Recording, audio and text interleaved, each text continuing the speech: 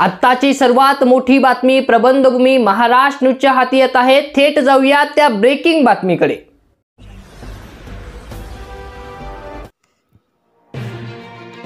नाशिक जिल्ह्यातील शैक्षणिक क्षेत्रातील अग्रगण्य असलेल्या संदीप युनिव्हर्सिटीतील अँफी थिएटरमध्ये येत्या 6 एप्रिल शनिवार रोजी सायंकाळी 6 वाजता फॅशन शोचे आयोजन करण्यात आले आहे।